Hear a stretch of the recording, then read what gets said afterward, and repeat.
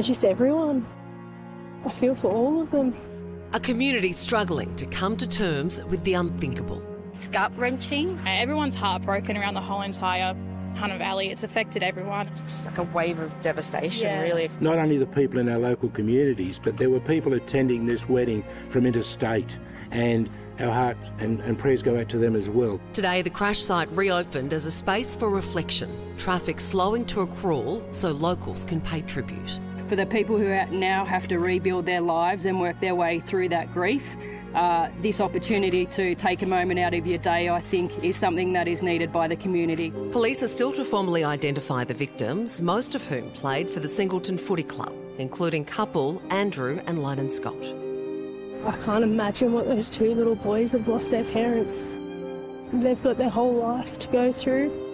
They're going to need ongoing support. There are just so many people hurting. That support coming in the form of a joint state government and Rotary fundraising effort to ease financial pressure on grieving families. We'll get this project up and running now, and then we'll look at a secondary project to support those orphan children, and the figure of $1 million was mentioned. As investigations continue, authorities are facing pressure to toughen up road safety laws. If there's decision points that we need to make in the short run to keep people safe, particularly on regional roads, then we'll do that. Seatbelts now firmly in the spotlight with calls to standardise rules nationwide. Currently, there's no legal requirement to buckle up on Tasmanian buses.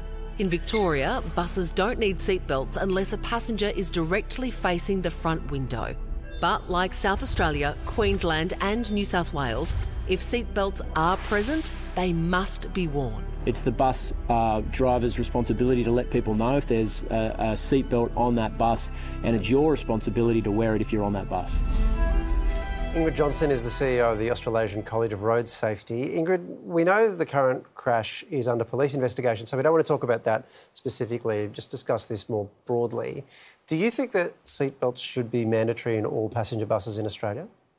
First of all, we just have to say hearts go out to all of the families involved in the crash and affected by it. Ripple effects go throughout the whole community, and so we do just have to be mindful of that. Yes, we need to understand that seatbelts save lives. It's unequivocal. We've known it for a long time. And we have had a situation where seatbelts haven't been the standard in coaches and buses in this country, and we need to be thinking about that.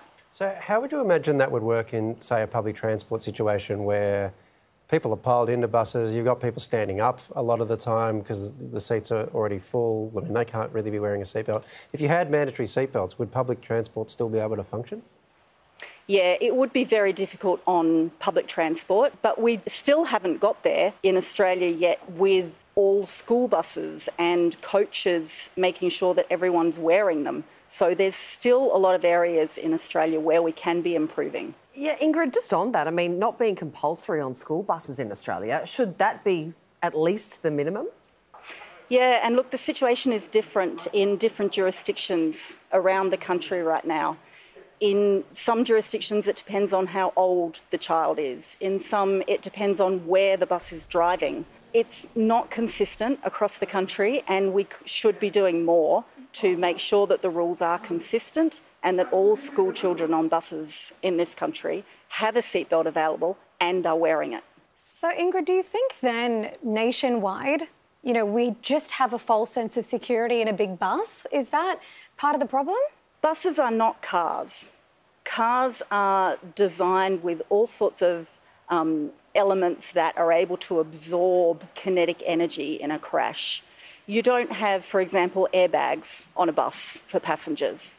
And so they are a different type of vehicle. And I think that part of the culture that we haven't had of having seatbelts and wearing them has led to a bit of a false sense of security. You think you're in a big vehicle and therefore it is by definition safer, and that's not necessarily the case. Ingrid, thanks so much for lending us your expertise tonight.